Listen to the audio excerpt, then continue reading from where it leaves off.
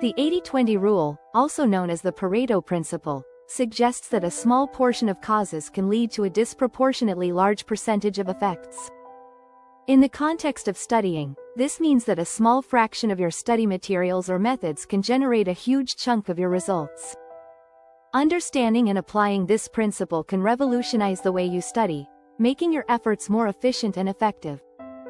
Many students struggle with managing their time and often find themselves overwhelmed by the sheer volume of material they need to study. This can lead to burnout and a vicious cycle of cramming and poor performance. I've been there too, feeling like I'm studying all the time but not really getting anywhere. It's frustrating and demotivating. We often try to study everything with equal importance, which is a recipe for disaster. Our brains can only process so much information at a time, and when we try to take on too much, we end up retaining very little. This is where ineffective study methods come in, like rereading our notes multiple times or attending every single lecture without really engaging with the material. These methods might make us feel like we're doing something, but they're not actually helping us learn. The end result is that we feel exhausted, demotivated, and like we're not making progress. So, how can we identify that magical 20% of study materials or methods that will give us 80% of the results?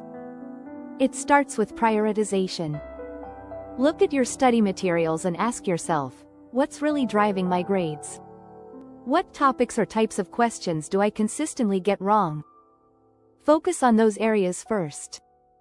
Another technique is to use the Eisenhower matrix to categorize your tasks into urgent versus important, and then focus on the most critical ones.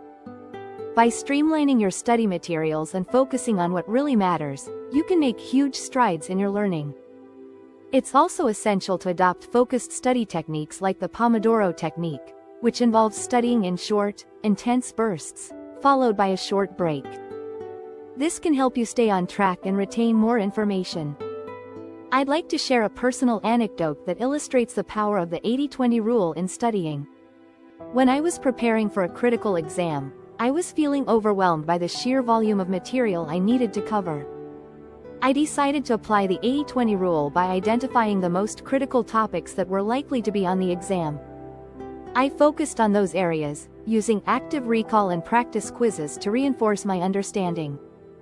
The result was astonishing. I ended up scoring one of the highest grades in my class, while studying significantly less than my peers.